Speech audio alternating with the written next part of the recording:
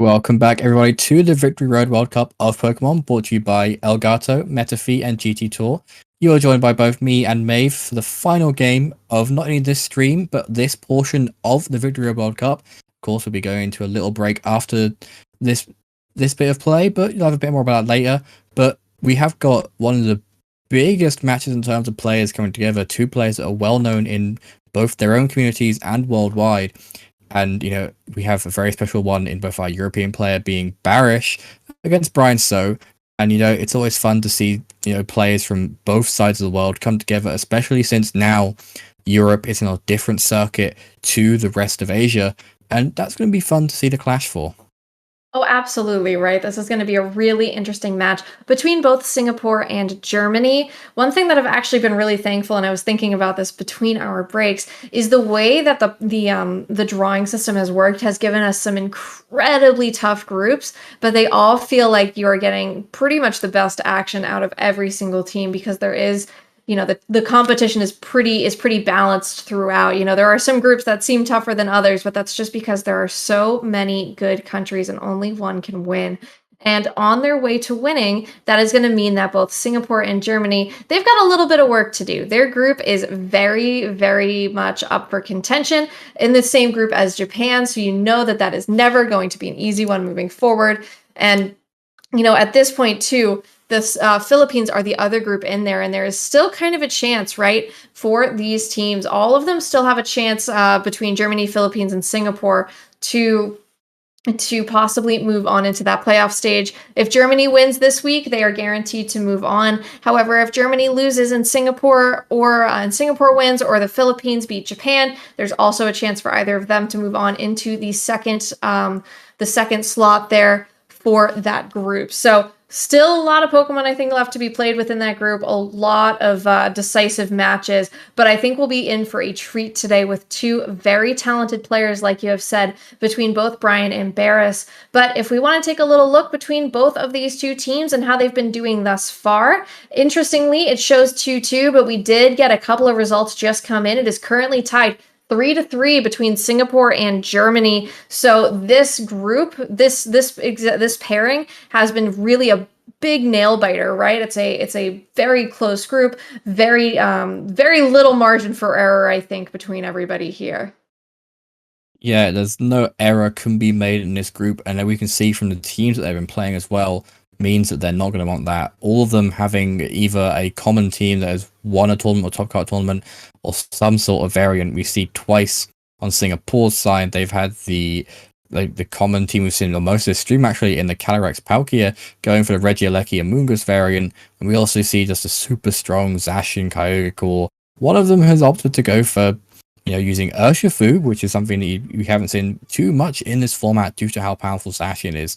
And, on Germany's side, they've all opted to go for pretty much the same core because, we have Maurice Uteg, who did win a regionals with Zacian plus Kyogre, with the typical, Crystal Rain or Pengy Rain or whatever rain we're on at this point. They won it with that sort of team. And then we just see Marcus there. Marcus probably arguably the best player in Germany, I think. Going in with a slightly different team, going in with a Nalapros Groudon, a team, again, that has been popping up recently alongside its fellow Psychic Ghost type in Shadow Rider Calyrex. So, just mixing it up, maybe getting, playing later than his fellow teammates, being like, you're going to think we're playing this team, I'm going to play this team and catch you off guard. So, a few mind games and a few team games going on there, and it's going to be great seeing who comes out on top because it is going to be so upsetting for who goes because they're both two very powerful teams.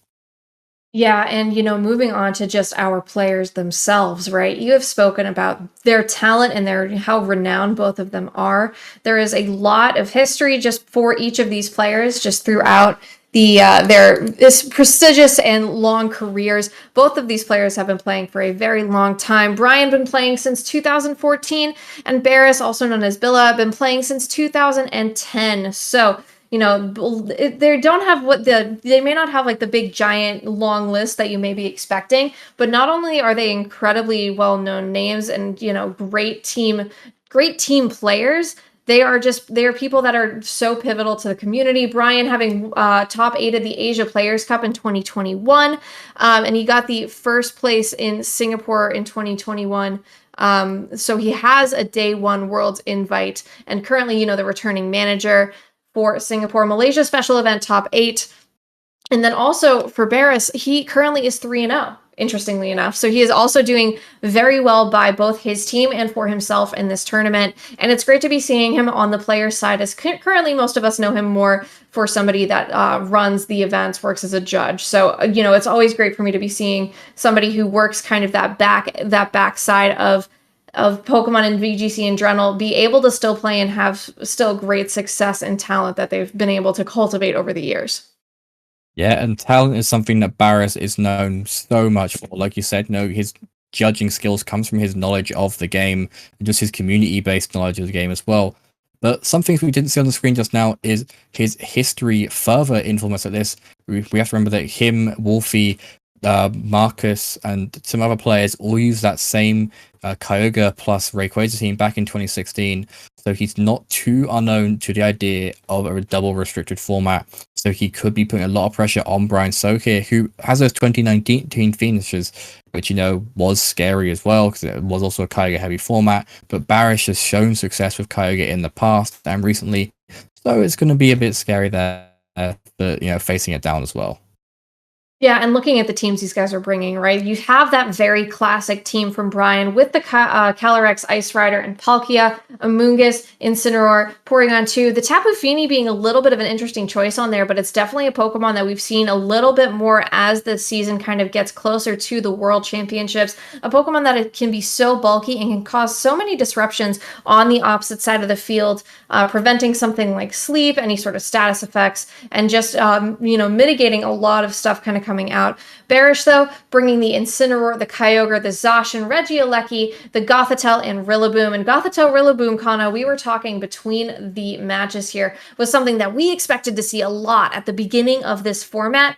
Kind of really petered out a little bit, but I think it's going to be pretty nice for this game. Trapping in the Pokemon that Brian decides to lead because he brought out his Gothitelle and the Zacian, and trapping in this Palkia and Amoonguss and putting some good fake out pressure on as well. Yeah, fake out pressure straight away from Gothitelle, of course. Fake out being a move it got in this generation, making it even more scarier with what it can do. Palkia isn't really liking seeing this Zacian as well, because it'll be hit by a super effective play rough, and we see that on the team preview here, it's not going to be that variant that carries Rosetti Berry that some players have opted to use, especially in these less explored areas, such as the APAC regions and other countries around that area, opting to go for Lightfall for outright damage. So it is one of those situations where on paper, either player can do loads of damage, and either player can be scary. Of course, we see a fake out into the Amoonguss. It is going to stop any redirection, but if not, then redirection is going to be key for helping Brian get up here, as we see both players are being struck to have to wait for the time to tick down, because Brian is just so baffled of what could go on with all possibilities. A Dynamaxo is the option of choice, and we can see, I believe it is that Palkia is going to be going big, and there it is. It is threatening straight away. Max Quake, or moving to Max Geyser into the Zacian. If not, Max Whelm into that Gothitelle is going to be pretty handy in dropping that Zacian stats. Yeah, the Max Format is a great option to target into the slot where the Gothitelle is. Zacian opting for a substitute this turn, which is always a good option. Hypnosis from the Gothitelle, no fake out, connects without any sort of accuracy boost, puts this Palkia to sleep. Palkia not able to utilize the turn and allowing the Zacian to sit comfortably, and the Spore going into the substitute on that Zacian side. So a really interesting turn with a couple of things that I didn't quite suspect, and neither player opting for what could have been the more obvious play. Yeah, both players just go, Brian going for quite a bread and butter turn with that, with the Palkia, you either go big alongside your Amoonguss, or you go for the redirection plus the Trick Room. But then we see Ally switch again, so redirection on this side for Baris as well.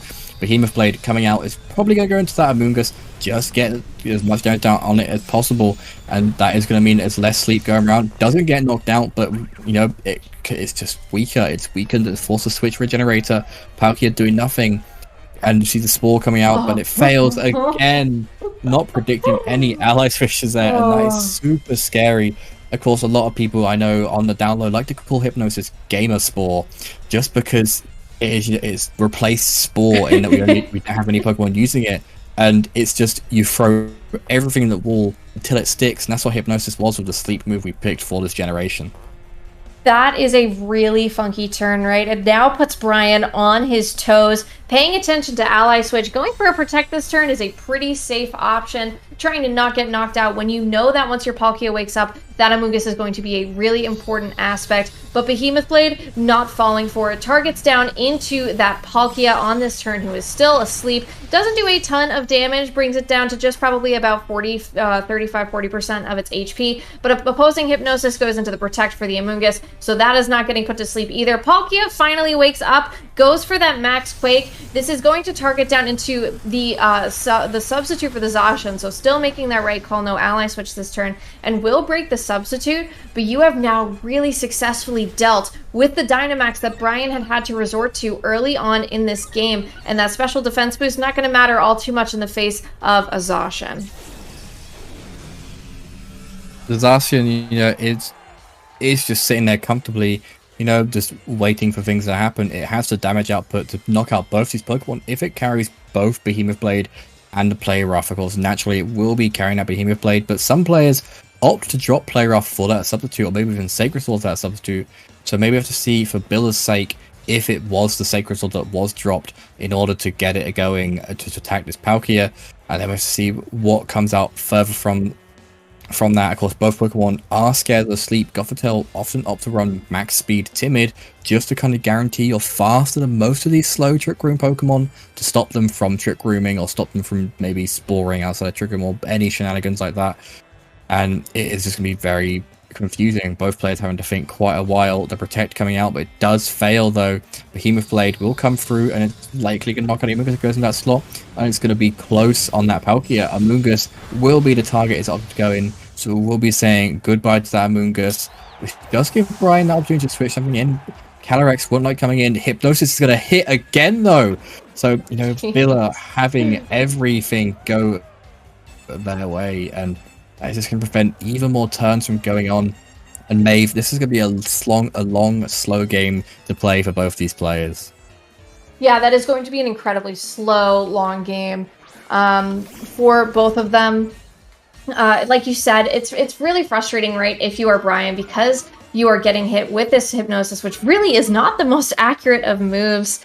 And, even getting this Incineroar and getting an Intimidate, getting Fake Out pressure off is nice, but you're still dealing with the fact that your one big, strong restricted is currently stuck. It wasn't able to get that Trick Room up to help its partner Pokemon in the back, and that's what it was trying to do on that last turn, right? Because if you're stuck in the field, then you may as well just try and make it advantageous for you. Incineroar will be able to possibly get in and out of here thanks to Parting Shot, and that will be nice to possibly target down onto the Zacian, get a little bit more, make that Zacian a lot less of a threat, and maybe allow for some other things to move around. But Zacian, knowing the damage that could cause, switches out for the Kyogre. Going to get the Rain set up here. Not too worried about setting the Rain up in front of this Palkia as well, because it is asleep, so you've got a better chance of not having to deal with something here. Hypnosis, Incineroar finally avoids, so you can't get lucky every single time. Flare Blitz, though, into what is going to the Kyogre, which was the Zacian, is a great opportunity, showing very little damage. Palkia staying asleep for this turn, so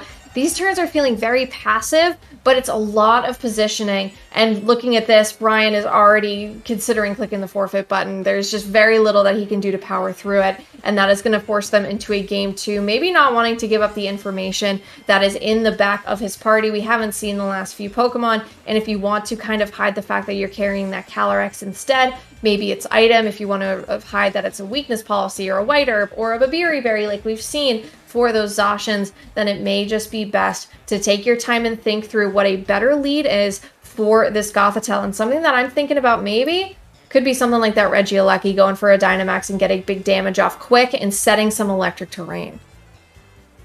Yeah, stopping the Gothitelle, is going to be something very scary, of course. Brian does have that type of affinity to stop the Electric Terrain, but Billa could obviously just read through that and just use, naturally use the Regieleki. That also stops sleep if you go for the Dynamax, because maybe Finny is EV to take the electric type attacks from the Regieleki. There's just so many different variables that could happen in this game to stop one another, which they have their own way to stop themselves, but also stop the other person. So it's going to be a back and forth, but Billa just proving why Gothitelle is such a powerful Pokemon, why everyone thought it would be a powerhouse coming into the Sword and Shield restricted formats, because it can trap in restricted, it can put things to sleep, it can fake them out, you can set up Trick Room and Ally Switch. It's got so many tools in this little box that it suffers a bit from the 4 move syndrome, but of those 4 moves it picks from, all of them have a key role in the moveset.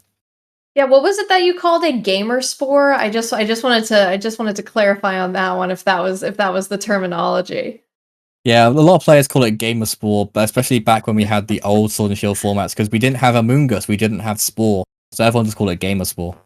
Yeah, I mean, I remember the Coil Hypnosis Milotic was floating around. I think it was Synclefairy was another one. A couple of different options, right? Not having the opportunity to put things to sleep like we do now. It was a little bit of a different format, a little bit of a Wild West format in the early days of Sword and Shield. However, if it's not broke, if it ain't broke, don't fix it. And that is going to be Zacian and Gothitelle. It is going to be Amoonguss and Palkia once again. So interesting choice here to see, a different, no change here coming out from Brian's side. Yeah, Brian may be thinking, let's just take the pace a bit the same. Let's try and play things through, hovering straight over that Spore, but relying on Gothitelle not hitting, and that is just Lady Luck could be on the side. I could have just cursed that of the commentator's curse, but where Billa knows his way around it, and could maybe, if there's Trick Room in that arsenal of moves, could just go for a reverse Trick Room and pull out even more shenanigans. Zacian can comfortably just go for a substitute again in front of both these Pokemon, knowing that maybe a Max Quake isn't the option straight away, because Brian is going to fear being put to sleep, and Amoonguss can just redirect. So both players are having to put everything together. Brian seemed to be quite comfortable though with what was going to go on, going straight into those moves. Substitute coming out from Zacian though could put a bit of a spanner in the works. Billa figuring out straight away. Hypnosis does manage to miss this time. That's something you often cheer a missing move, but for the sake of Brian we should do. But then the Spore goes onto that Gothitelle, so the Gothitelle is getting a taste of its own medicine as Trick Room now goes up, and once we see that substitute go, Amoonguss can happily Spore things away, but unfortunately it is going to be going before the Zacian in Trick Room, which means it's going to have to wait a turn before it starts doing its hot little shenanigans again. Yeah, but I mean, even still, that might be the time to go for something like a Rage Powder. Keep that Zacian from attacking your best friend Palkia on your side of the field. Then you give the opportunity to go for something like a Max Wormwind into the Gothitelle in that second turn. This turn may just be the one where you go for something like a Max Quake into that Zacian slot, break that substitute, and set yourself up pretty comfortably for that next turn. Having this Dynamax option now for the Palkia, I really, really like that Brian waited. I think that was incredibly smart of him to force this Gothitelle maybe to get put to sleep first, as long as you were able to hang on. But it does give you the option, right? If you went into that Dynamax early, then you're going to have a little bit of a tougher format, or a tougher time, dealing with some of the stronger things here. But Pollen Puff from the Amoonguss, no Rage Powder, targets into the Gothitelle, does a pretty nice chunk of damage, honestly, for a Pokemon that is not known for its strength. Max Quake from the Palkia into the substitute for the Zacian will at least be enough to kind of deal with some of the damage from the Zacian and at least get the substitute out of the way to maybe hit some bigger attacks moving forward and boost that special defense later for what could be that Kyogre in the back for Brian, for Baris there, and that could be a little bit tougher for him kind of moving forward if he doesn't get himself prepared for it. Zacian goes for that Behemoth Blade though, and that is still going to do a good amount of damage. We saw this into the Amoonguss earlier. It was not able to get the knockout, as it still is not able to here, but it would be a 2-hit knockout if this Amoonguss does not do something about it. But Spore is great right now. Yeah, Spore is absolutely amazing because it can go into that Zacian, forcing a Protect or a Switch. Of course, Billa can go and do that because of the effect of Gothitelle, and Brian is forced to just go for these slightly more passive plays. Of course, normally a player would like to see their Amoonguss switch out, get their Regenerate ability activated, and come back in later, but we can't see that because of the Gothitelle. Spore, though, will be going to what is Protect. If it was into that Zacian, I got a bit ahead of myself there. The Wake Up, though, from Gothitelle, though, going for the Ally switch. So if there was a Spore into that slot, that's going to be bad news for the Gothitelle. It does come through and goes into that slot. So, nice bit of damage. I do believe there's a Max Quake into that Zacian slot, which would be absolutely amazing. That was a max Wormwind, though, and it does ignore by the Zacian, which is really annoying because I did see Brian hovering over that Max Quake button. Even for that Protect, that would have been a nice bit of damage there. And now Billa is playing those mind games, just going for the ally switches, and Brian has to read into them. Yes, Trick Room's in his favor, but the favor of the field is with Billa, as he has control with ally switch, with substitute, with Protect. Yeah, I mean, right, it's a little bit of bad news when that Gothitelle went for that ally switch, because yes, then you're putting that threat to sleep, but you're wasting one of your turns of Dynamax because you're targeting into a Fairy type with a Dragon type move. And while that may not have been your intention, you may have just been assuming at this point that the Gothitelle would have stayed asleep and kind of played to that out. I think almost at this point, if you have the opportunity for that Gothitelle to be awake, you might just be better off going for moves that are not that Max Wormwind, as useful as it can be. But Incineroar coming in here, getting an Intimidate off onto two Pokemon that are not too worried about it here, gonna at least be able to maybe take this Max Quake, Spore into the Incineroar, actually showing it as not safety goggles as well, so that is a great piece of information for Brian to know in the future, and consistently putting these Pokemon to sleep. Gonna eat a Shuka Berry though, so that shows the item, shows that it's gonna handle this Max Quake bit more comfortably than if it was not holding a berry that would help it resist that damage. Brings it down to just under half of its HP, and with the sleep next turn, it's not going to be able to go for something like a Fake Out or a Parting Shot to give any more issues to the Pokemon on Baris' side. Yeah, having no access to those moves is very good, because Incineroar hates being asleep, which is why most players opt to run out safety goggles, because it likes to be zip zap zooming everywhere, have those zoomies that cats love to have. And it just opens up for, both Pokemon being asleep, opens up for maybe a Pollen Puff into your own side, Pollen Puff into the Gothitelle to get more chip damage down. Brian has seen that the Gothitelle was taking a lot from that, probably just the common 252 HP and speed, just to get your Hypnosis off. Rage Powder could cover any possible cheeky Hypnosis to come through, but Brian is playing it quite safely, hovering over all the possible moves. Spatial Rend would be nice to go for because of the damage and the stab, but then, Zacian could easily come in and Hydro Pump, hitting that Incineroar very well, but it can miss. So really forced into that Earth Power, trying to protect the switch in, going nearly down to time again, which, is something that Brian's been doing a lot, just because Billa has been putting on all the fear and all the mind games.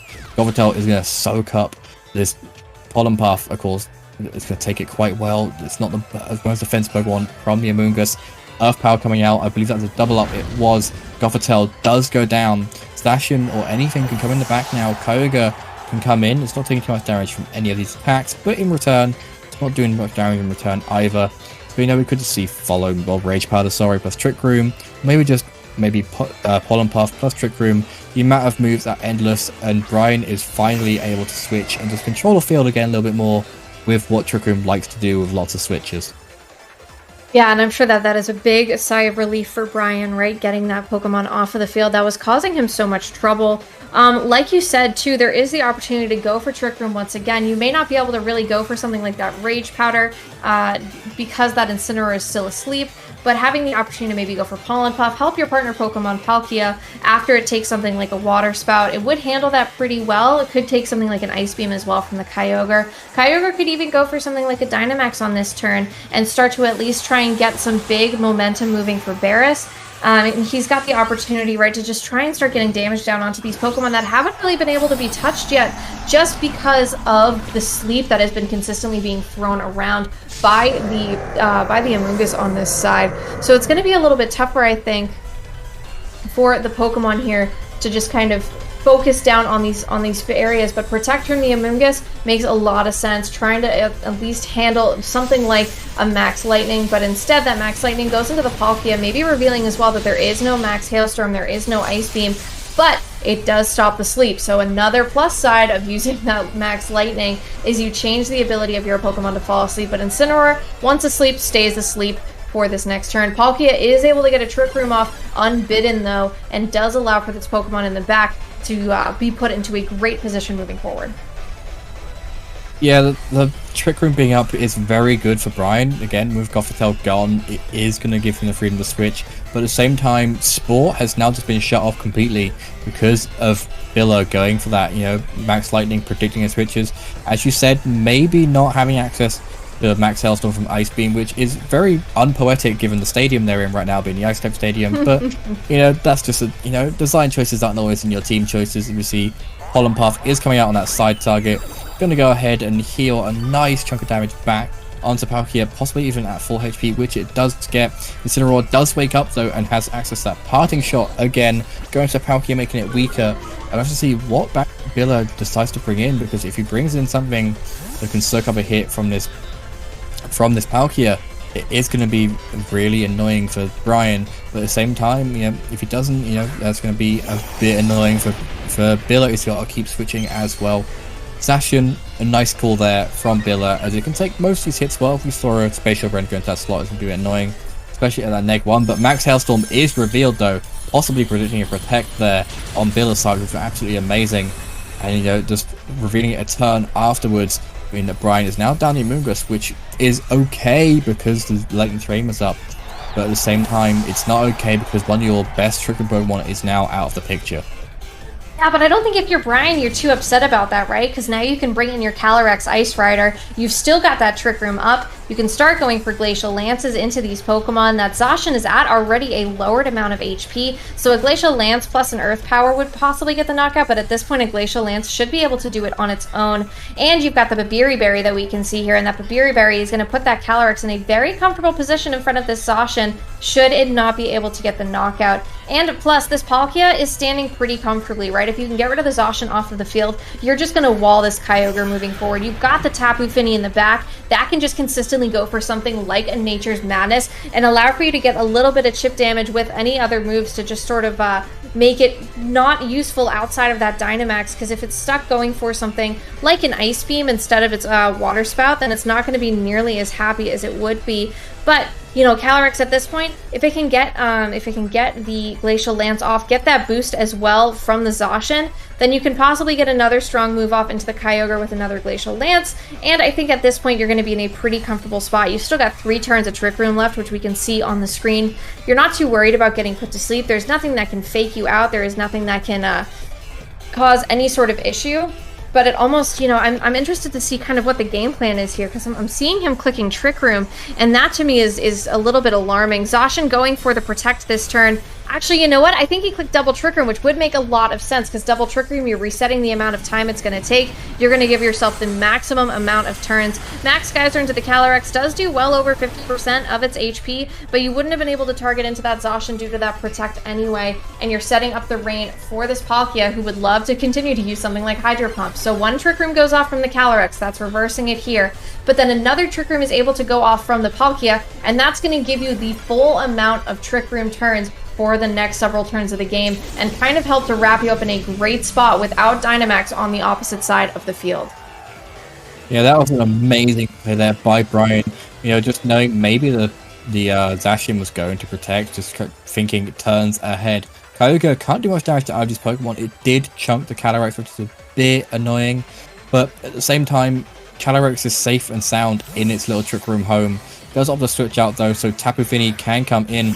Of course, we see a Behemoth Blade go into that slot. That will be really annoying, because even though it's got Water typing, it still has that Fairy typing alongside it, and Zacian is still very powerful, and it'll have to come down to the different calcs these players have represented themselves with. We do see Zacian is going to switch out and have Incineroar come in its place, which is a really nice call there from Brian, because of course, knowing that his Pokemon would switch first, meaning there will be no stat drops going down, Palkia cares nothing about that. Origin Pulse comes through, misses the Palkia, does hit the Tapu Fini though. Both his Pokemon can soak up these hits. We do see a Tapu Fini takes a chunk. It does go just below where the HP numbers are. A critical hit that was as well.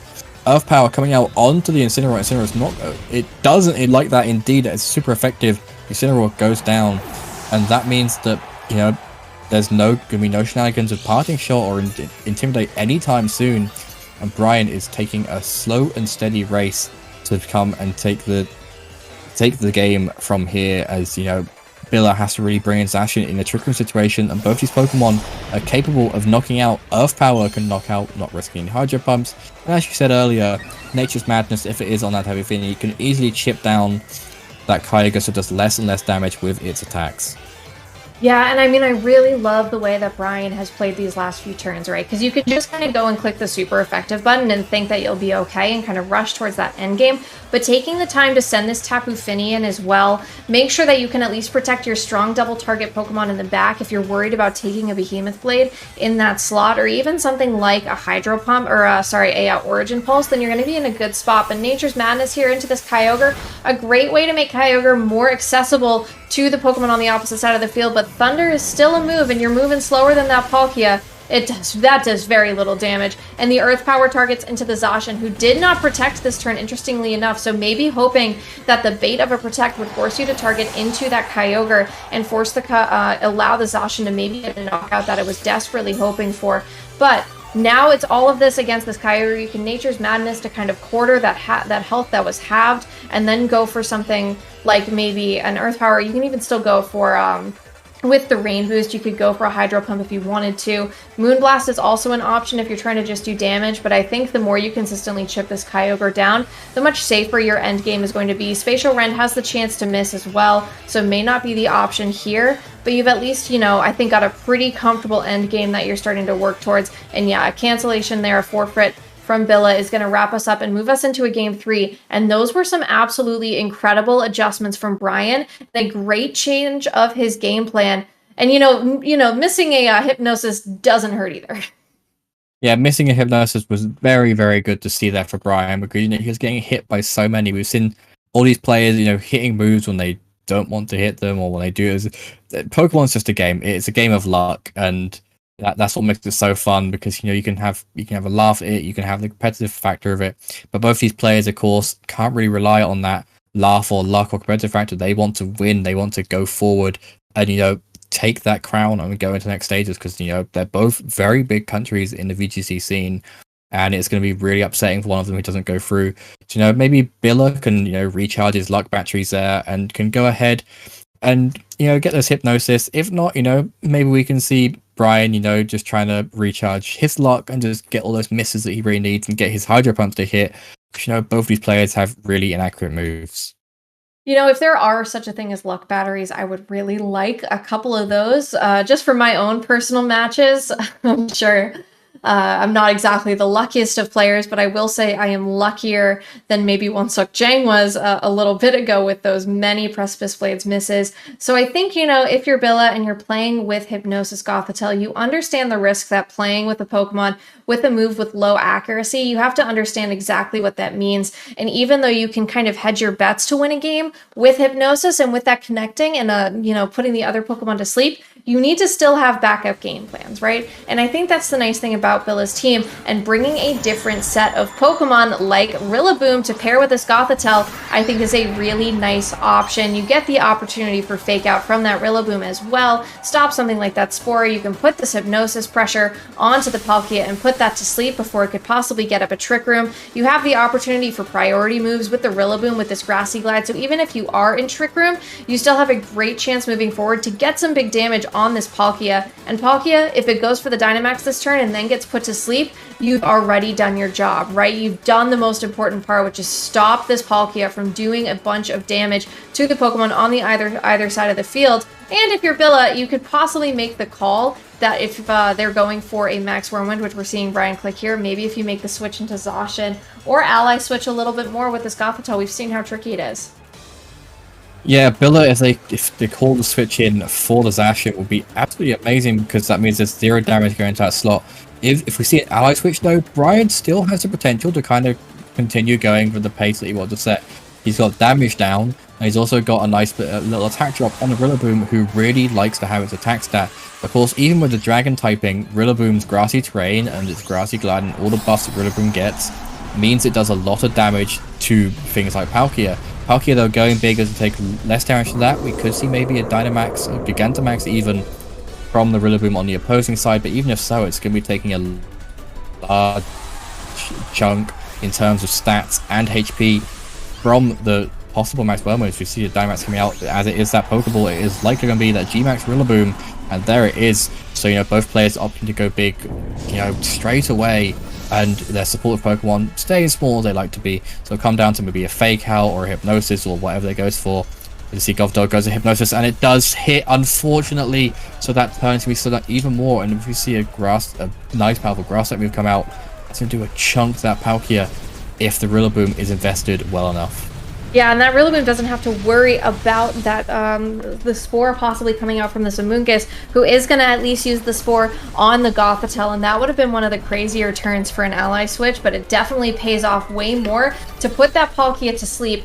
And the amount of damage that did would be a 2-hit knockout if it was not for this grassy terrain on the field. So it may be a little bit closer to a 3-hit knockout, but if your Gothitelle is able to possibly go, you know, maybe switch out into something that can get that last bit of damage, Palkia has at least got, has the chance maybe to wake up this turn because that Gothitelle's Hypnosis is faster than the Palkia itself. So that first turn wake up would be absolutely crucial for Brian if he's able to get it, and maybe just start putting dangerous moves out there. But Gothitelle stays asleep, Palkia stays asleep. It is still the battle of the two grass-type Pokemon on the field, and G-Max Drum Solo once again into this Palkia. Does not enough damage thanks to that grassy terrain recovery, and Pollen Puff into your partner Pokemon with able to regain a bunch of HP here and maybe force you to spend all of your Dynamax turns targeting into the other Dynamax Pokemon and not buffing the Pokemon on your side of the field. Yeah, that clutch coming in very handy. Of course, that is one of the downsides of Rillaboom, is your opponents can also heal off the attacks you use. But Brian is now in a situation where he has to think, do I maybe attack myself to get the healing back? Do I attack the Gothitelle because it's super effective? The Rillaboom's weak to the Pollen Puff as well, so Amoonguss is having a little bit of a heyday of where he wants to shoot its shot today. But, you know, it's going to be coming down to, you know, which has the best overall in the long run, because Trick Room likes to have, you know, the long running pace of the game. And maybe, you know, there could be a couple of mind games. We see a wake up on Palkia. That'd be absolutely amazing if it can get its attack off in time. If not, Rillaboom, like you said, has wasted all of its turns going into this one Pokemon just with how threatening it is. Palkia will wake up though, and Maxwell will come out and see who that went into. It does go into Gothitelle. Gothitelle goes down to just above what could have been a Focus Sash. And the Rillaboom is going to be weak enough to see, even if this range, if the -1 will cause it to not get a knockout, or could be the knockout. Drum Solo coming through, it's likely to go into that Palkia. Palkia doesn't hang on this time, unfortunately, meaning that both Dynamaxes have gone, which is good for Brian, because he's, you know, had that time to, you know, pace the game, but really annoying as well. Pollen Puff does get a knockout, finish off Gothitelle, so the good old switcheroos can start happening again, and Trick Room can do Trick Room things, at least for the next couple of turns. Yeah, I think, right, if you're Brian, you have to now think about, I have lost my one big Trick Room user. I didn't get the chance to set out Trick Room, but I can send out Calyrex. The opportunity that the Rillaboom has something like a ground type move to maybe do damage would be nice, but however, this Calyrex still has the opportunity to do a bunch of damage with the Glacial Lance, maybe even get a knockout once, because that Rillaboom's Dynamax is now over, and depending on who Billis sends out in the back, could be a little bit frustrating. It's going to be the Zacian, though, which I think is a great deterrent to that Calyrex from wanting to do anything tricky with a Glacial Lance. But Calyrex coming in here, probably not too thrilled. We have the knowledge from just being on Brian's view here, knowing that he's got that Babiri Berry. So we know that if Baris wants to get that knockout, he's going to have to double target it, right? And, you know, Billin may not know that, you know, he has not had the opportunity to see if it is a white herb. He hasn't been able to drop any stats. Hasn't been able to see if it's a weakness policy yet, I believe, just because the damage that he's put out on it hasn't been super effective. I could be mistaken, just remembering how many earth powers were kind of going everywhere in the last few turns. But it becomes a little bit of a tougher move going forward, right? Because if you're this Calyrex, who is your biggest threat? And is your biggest threat really not getting Trick Room up? Do you go for the Trick Room and the Rage Powder, and then hope that this Rillaboom doesn't have anything that can get a full knockout on you? Because if that's your option, then maybe it makes a lot of sense to go for it. Because if the Zacian goes for the Behemoth Blade into the Amoonguss, we've seen that it is not enough to get the knockout, and the Amoonguss this turn looks like it's going to be protecting anyway. Yeah, Amunga's going to protect, just covering all bounds it can go for. Zacian, though, is now free to just go for a substitute. It was going to be the fastest on the field anyway, so it was nice to see that go through. The Rillaboom forced to not be able to switch out because of the protect there. So Brian may be thinking, U-turn is kind of inevitable into either of these slots, so going for the protect on the one that isn't Trick Room is really fun. Zacian behind a substitute is a bit happy, because, it's not going to take a Spore, because of course Mungus will be going before the Calyrex goes through. But even if so, Amungus can now go for Rage Powder, take away any Behemoth Blades, and just allow the Calyrex to just stack up those damage rolls and just steamroll from here if it really wants to. And I mean, the fact that this Rillaboom's trapped in here at -1 attack, I'm sure is not thrilling for Billa on his side of the field, right? You have to assume probably that last Pokemon out there is that Kyogre, and Kyogre would be okay to possibly bring in here, would handle taking something like a Glacial Lance better than the Rillaboom would. However, it still doesn't really want to take that much damage, because if you're losing HP, you're losing power output to your Water Spout, and that's going to be your best option to maybe do damage onto these Pokemon. You have Thunder as another option into this Calyrex, but even still, if this Amoonguss goes for something like a Rage Powder, a Thunder is not really going to be doing a whole lot of damage. Amoonguss going for that Rage Powder this turn as well, making the use of those Trick Room turns. Glacial Lance targeting into the Substitute and the Kyogre here. Going to be able to break this Substitute most likely due to those damage rolls, and should at least possibly be able to fade. Yeah, so it does fade this turn.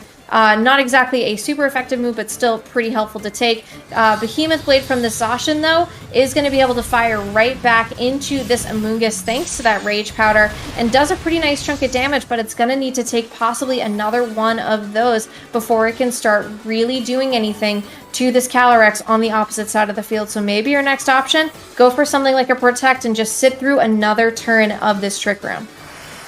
Yeah, going for a double protect does both stall out Trick Room and does stop any shenanigans such as Spore going off. Of course, Brian could maybe read into that and, go for protect of their own to try and stall out the protect turns. But it's just one of those things that Trick Room does actually struggle with. You got these hyper effective Pokemon that often carry protect because they're so fragile. So they're gonna, want to be like, okay, I'll double protect with both my Pokemon, just get the Trick Room out of the way and get into a speedy mode again. Hopefully Brian can kind of navigate around that, as we do see no protect though, Spore coming out straight away. So both of us, not navigate that very well, and Brian navigating a turn very easily. Glacial Lance will be coming out, possibly bluffing a high horsepower with that Spore going through. We'll see how much this does. So both Pokemon love to take Ice Type attacks, doesn't do all too much, giving Zacian the room to go for that Behemoth Blade. Maybe expecting, the protect on Zacian, but Berry is still going to make it so he can chunk this. And then the next turn afterwards, you're again forcing that bluff. Am I going to go for maybe a Spore into the Zacian? Am I going to go for a high horsepower? It's very scary, very long, convoluted, but that is what these teams have to do. That's what Amoonguss causes so many threats, because it's got all those tools in this little kit there, like the Gothitelle has on Bill's side.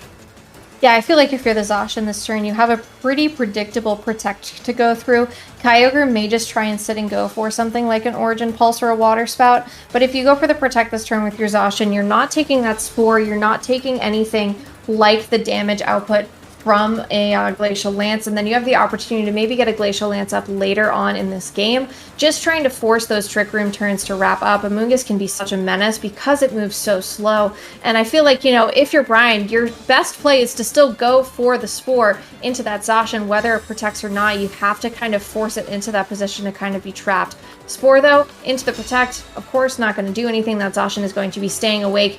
Calyrex going for the Glacial Lance will only hit this Kyogre, who is also currently asleep. It has a chance to wake up this turn, but the chance is not incredibly good, just because it still has more turns of sleep that it could be taking. Kyogre, though, not even brought down to a bottom 25% of its HP, but it is going to stay asleep. So importantly, Kyogre not moving here, and there is still, I believe, one more turn of Trick Room if my counting is correct. Yeah, Trick Room having that one extra turn there means that Calyrex, can happily have Amoonguss push aside the Zacian, putting it to sleep, unless Billa gets that double protect that everyone hates to see. Goes to protect. It does get it, though! So Billa has that extra little turn to go and have that fidelity and to go around the field. Of course, Spore is going to go into that protect. Glacial Lance will likely get the knockout here onto Kyogre, given how low it is, and given what its defense stats are like these days. And of course, now it's forced into the game of Rage Powder with the Amoonguss that redirects the attack, but will a high horsepower at +1 get the knockout, or will Billa go for the Behemoth Blade into the Calyrex, and then that opens up for a Spore. There's so many different possibilities that could happen, and both these players have to kind of think through. Rillaboom coming in though does pressure the Fake Out, which is really annoying for both these Pokemon because they both really want to be attacking, and it's just going to come down to this last, down to the wide turn to protect. Who gets the right switch? You see Brian hovers over that switch there to maybe try and just work around what is on the field. Yeah, having that Rillaboom in the back and saving that through the Trick Room was honestly very, very clever, right? Because then you can at least bring it back in. You allow your Kyogre, which is a very pretty, in terms of taking hits from Pokemon on Brian's side, does a pretty decent job of it so long as that Tapu Fini doesn't come in and start going for Nature's Madness. Rillaboom is your best answer for that Tapu Fini as well, and you need to make sure that your Rillaboom, if it is able to come back on, has Fake Out pressure into the Pokemon that is so problematic for the rest of your team. And unless you really try and bait this Calyrex to switch out, you go for a Behemoth Blade into that target. If it switches into that Tapu Fini, you're pretty safe anyway because you're still getting a super effective attack off. You can go for the Fake Out into the Amoonguss slot and at least stop it from going for a Spore on this turn. You may then have to find a way to deal with it. It may be at close enough HP that a Grassy Glide would get the knockout. However, Grassy Glide is now over because of the switch, right? So protect from the Amoonguss makes a lot of sense. You're not worried too much about going for something like a Spore, but now Rillaboom Fake Out actually going into the Tapu Fini doesn't really matter too much because it was a switch in, a critical hit as well. Zacian actually going for the substitute here, so maybe even bringing this Tapu Fini in might be frustrating because now the terrain has changed. And now you won't be able to possibly put other Pokemon to sleep. You need to just start going for those Rage Powders. Try and divert the attention away from the Pokemon on your side of the field who would not want to take something like a Steel-type move and let this Tapu Fini start Nature's Madnessing the other Pokemon into range of a double Glacial Lance knockout. Yeah, it's going to come down to, the roles of what these Pokemon can do. Of course, Tapu Fini can use its moves to either do a nice bit of damage or can potentially half the damage if Nature's Madness hits, which can be very good for, like you said, when Glacial Lance comes in, but also very annoying because you're having to leave this Pokemon in on the field. Amoonguss failing to get that Protect though, meaning Zacian can happily go for that Behemoth Blade and get the knockout if it does choose to get into it. Of course, with Fini being scary, it could opt to go into that as well. Of course, Amoonguss will be going down, so it is going to be very scary now, because both of these Pokemon really don't like looking at Pokemon out in the field. Of course, Rillaboom is going to have those super strong Grass type attacks, and that's going to see how much it does to this Fini. It does do a lot. It doesn't get the knockout, just failing to do so. Nature's Madness going into the Substitute is going to break it due to the mechanics of how Substitute works, and it is going to mean that it's come down to predicting Protects and getting the calls right. Billa has the upper hand on paper in terms of the type matchups, but Brian, of course, has that mind game of I could go for Trick Room, I could go for, a Heal Pulse, I could go for another Nature's Madness. There are so many options on the field, but, Billa can just sit there comfortably and really just go for any attack combination and just go and get a knockout there. Having the substitute still on the field is probably what makes this battle unwinnable for Brian, right? Because this Zacian has a free knockout onto either one of these Pokemon. The one you take it on is that Calyrex, and then you allow for a Grassy Glide with your Rillaboom that's faster to target into the Tapu Fini. And it makes a lot of sense there for Brian to just say, you know what? That is a lot of Pokemon we just played. There were a lot of mind games there. I am exhausted, and I will let you take that win. A huge congrats to Billa for winning that match. It is very tough playing those games. It is because there's just so much going on mentally that you're trying to keep track of, whether it be terrains or Trick Room or Spore and Hypnosis turns, the amount of turns you've been asleep. So it's very commendable to both of those trainers to run such sleep-heavy teams and then deal with the consequences of trying to keep count and trying to force to see if you can maybe get a wake up that next turn and be lucky. And we saw a little bit of luck go both ways for both trainers, and that's kind of just the way that things work out when you're running teams that are so status condition heavy, I think would be the next word for it. So, it makes the next stage of the competition for that group very interesting at the very least, because there's a lot going on still between Singapore and Germany and even Japan. I think it's going to be a really interesting group to see how that wraps up in the next few days. The Philippines as well are still right in it, I think, at this point. I think one thing that we'll have to kind of pay attention to as the results kind of wrap up and trickle in, and we are able to get that playoff bracket out to you, is, the fact that all of these teams in this group have played incredibly well, right? They have not, even though they have lost, it seems like the losses have been decently close, and a lot of stuff kind of going the right way. But the wrap up of today's matches, just so you guys can see, Ryan Lassetto of Canada versus Benjamin Dorner of Switzerland. That was taken in Canada's favor, alongside Gabriel Duran and Emanuele Siliberto from Peru and Italy, respectively. One of the toughest groups in this stage of the competition. Emanuele was able to take that one for him.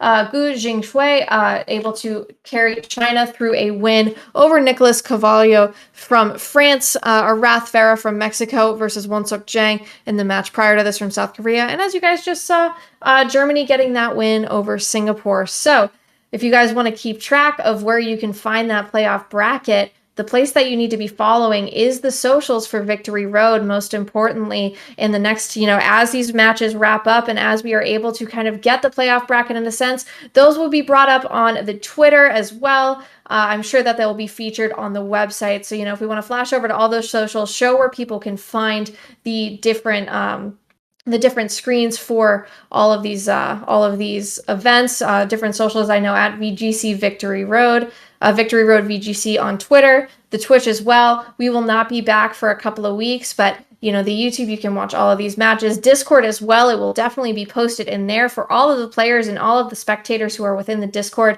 And of course, the website, you'll be able to keep track of the matches as their results are being poured in at the moment. And as you kind of move forward, there's going to be a lot more action. But Kana, we got to let everybody know that we are taking a little bit of a break. Yeah, we're taking a bit of a break, as we've been saying all throughout the stream. We're going to be jumping off and having a little bit of tuck away whilst the World Championships happen over in London, which is very great to see because a lot of us European players, get to have a little bit of rest of those long haul flights across the Atlantic. But, resting our players as well is going to be great as well, because that we could be seeing the potential world champions in these streams, in these tournaments. Some of them have qualified, some of them have just skimmed the qualification, some of them are going for the Open. So, they just deserve that time to have a little bit of a break off. But, we're going to be back as soon as we can afterwards to have that amazing Top Cut action.